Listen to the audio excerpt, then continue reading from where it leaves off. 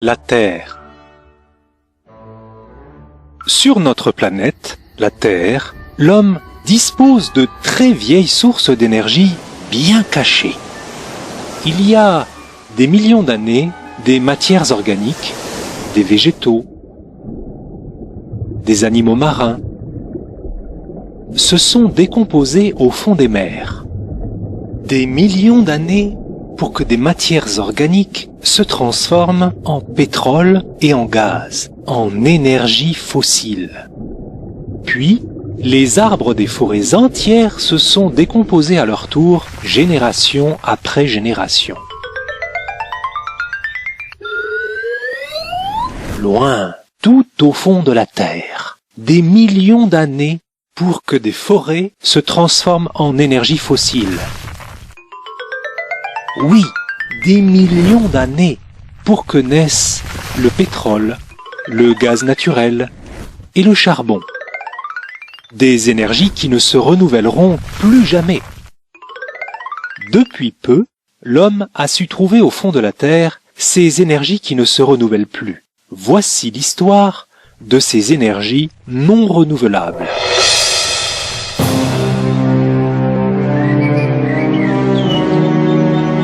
À partir d'une énergie fossile, comme le pétrole, l'homme a pu faire avancer des véhicules et produire de l'électricité.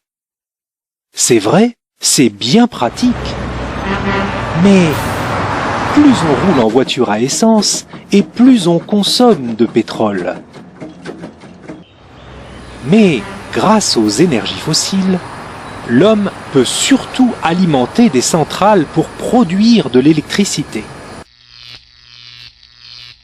Et l'électricité, tout le monde en a besoin, les usines et les hommes. Les usines sont très gourmandes en électricité. Elles dévorent énormément d'énergie fossile. Du pétrole, miam miam. Du gaz, miam miam. Du charbon, miam miam. Mais voilà, plus les centrales consomment les énergies fossiles, et plus elles rejettent des déchets. Pétrole, gaz, charbon, pollution, pollution, pollution. Alors l'homme, qui n'est pas si bête, s'est dit qu'il fallait trouver autre chose. En utilisant les propriétés d'un minerai rare, mais hélas non renouvelable, l'uranium. Il a réussi à construire des centrales électriques nucléaires qui ne polluent pas. Mais si l'uranium n'est pas une énergie fossile, c'est un minerai dont on ne sait pas vraiment se débarrasser une fois qu'on l'a utilisé. Rendu radioactif après son utilisation, il devient extrêmement dangereux pour l'homme. Bon.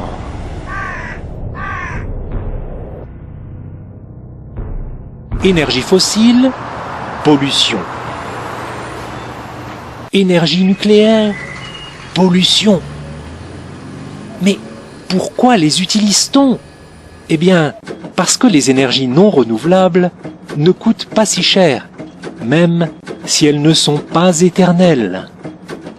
Alors l'homme, qui est quand même intelligent, s'est dit qu'il fallait, sans aucun doute, faire attention à sa consommation d'énergie et s'intéresser davantage aux énergies qui ne polluent pas, les énergies renouvelables. N'est-ce pas grâce aux énergies renouvelables que l'on pourra, un jour, préserver notre belle planète, la Terre.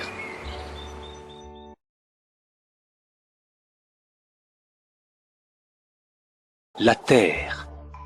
Sur notre planète, la Terre, il existe des sources d'énergie inépuisables.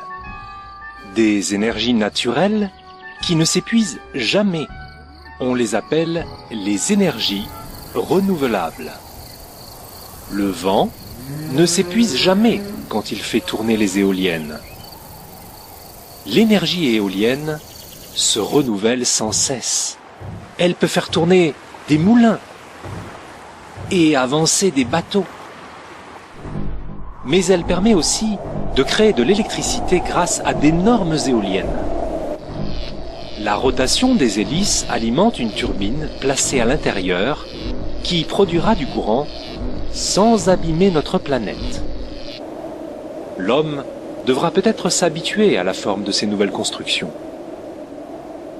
Des sources d'énergie qui se renouvellent sans cesse?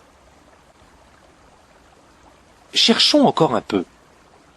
Mais oui, là où il y a de l'eau, des rivières et des lacs, il y a de l'énergie. L'énergie hydraulique qui produira de l'électricité grâce aux turbines des barrages, sans abîmer notre planète. Et l'homme s'est déjà habitué à la forme de ces nouvelles constructions. Mais cherchons encore un peu. Des sources d'énergie qui se renouvellent sans cesse. Là où il y a la mer, des courants et des marées, il y a de l'énergie. L'énergie marémotrice, naturelle et renouvelable, permet de produire de l'électricité grâce au mouvement des hélices sous-marines, sans abîmer notre planète. L'homme devra encore s'habituer à la forme de ces nouvelles constructions. Mais cherchons encore un peu. Des sources d'énergie qui se renouvellent sans cesse. Dans les profondeurs de la Terre, où règnent des températures très élevées, on trouve aussi une source d'énergie renouvelable, la chaleur. La chaleur, qu'on va capter par de longs tuyaux, fera tourner les grosses turbines d'une centrale géothermique,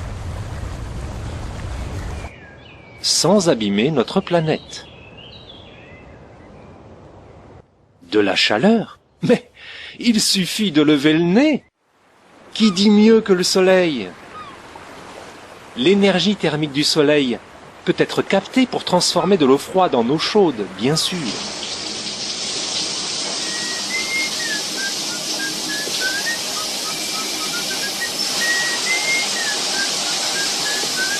Mais le soleil possède une autre propriété, l'énergie photovoltaïque. Et l'énergie photovoltaïque du soleil peut être convertie en électricité.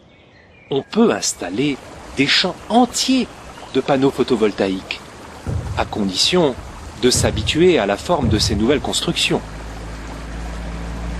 Mais cherchons encore un peu. Y a-t-il d'autres sources d'énergie renouvelables? La biomasse, les arbres et toutes les plantes. La biomasse est renouvelable, car si l'homme replantait les végétaux qu'il utilisait, il pourrait toujours en disposer. Sur notre planète, la Terre, il existe de nombreuses sources d'énergie inépuisables. On les appelle les énergies renouvelables. Des énergies pour améliorer le bien-être de tous les hommes qui pourront continuer à vivre mieux sur notre belle planète, la Terre.